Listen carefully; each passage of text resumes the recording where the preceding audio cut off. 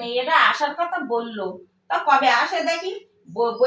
বলেছে অনেকদিন দিয়ে আমি দেখিনি, আমার মনটা কিরম হাকু ফাকু করতেছে, খাটটার গুলো একটু তাড়াতাড়ি গুছিয়ে টুছিয়ে নেই। আসবে মেয়েটা, অনেকদিন পরে আসতেছে। ওই বলতে বলতে বোধ হয় মানে বোধ হয় ফোন করিয়ে ওই দেখে দিদি।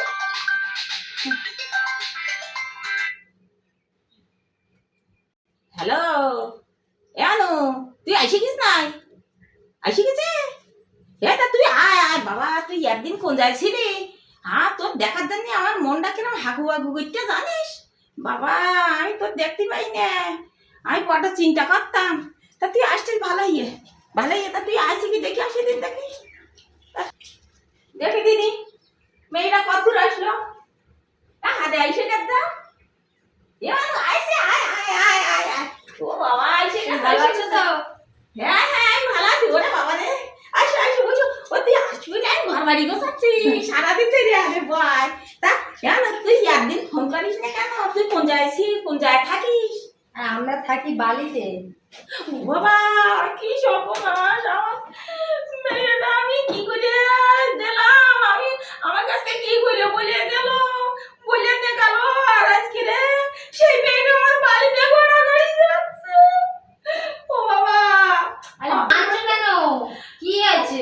এত কাঁদবো না বাবা, তোর এই চকচকে গা আমি কি করে তোরা বিদায় করলাম বল, কি যত্ন করে। আর আজকের ওই জামাই আইসে আমার কি করে বলে নিয়ে গেল, তোমার মেয়ে রাজরানী হয়ে থাকবে, তোমার মেয়ের কোনো কষ্ট দেব না। ওই ঝিঝা করে গাছ করবে, আর তুই আমার বাড়িতে গড়াগড়ি দিচ্ছি মা। আরে আমি ভালো আছি, আমি ভালো আছি। তা তুই কেন বাড়িতে থাকিস কেন?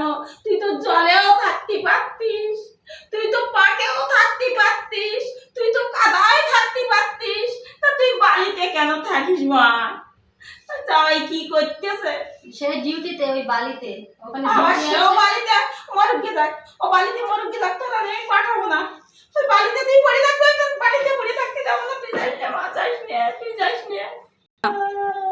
আরে তুমি কি পাগল হয়েছো নাকি? হ্যাঁ, আমি খুব ভালো জায়গায় থাকি, ওটা একটা জায়গার নাম বালি, বুঝতে পেরেছো? ও তাই? হ্যাঁ। হায় ভগবান,